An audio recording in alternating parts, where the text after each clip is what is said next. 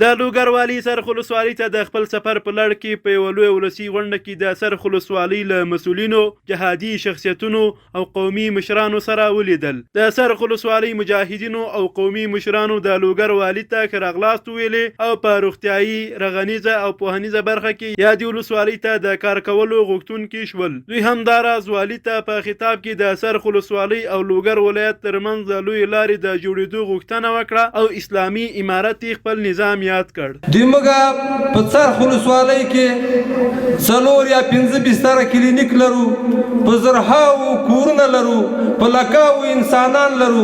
تر اوسه پورې موږ ته داسې شفاخانه نه ده منظور شوې چې هغه د موږ بسنده سي او د موږ ضرورت پرې راپسي.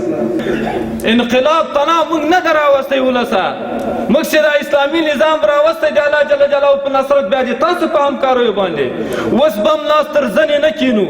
اوس به هم کوشش د دې کوو کوم چې مدرسه د مدرسه جوړه کړو، که سړک د سړک به جوړو، په شریکه به جوړو، مشترکه به کوشش کوو. څومره چې د امارت په وس برو امارت به کوي، څه چې موږ او تاسو دلته ملي تجاران لرو.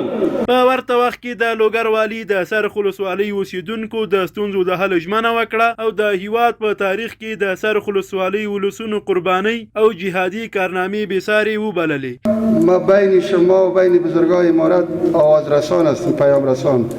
آه و درد شما را، ضروریات شما را راجع به مدارس، راجع به تعلیم و تربیه، راجع به صحت، راجع به سرک و بزرگان امارت میرسانم و این وعده است که از واسه ما هر چیزی که بشود راجع به سرک و همین طلباتی که مردم کردن انشاءالله ما در خدمت شماست. هیره دې نه وي چې د لوګر والي په سرخ ولسوالۍ کې د یوې مدرسې لپاره د ودانۍ جوړولو د بنسټ ډبره کېښوده.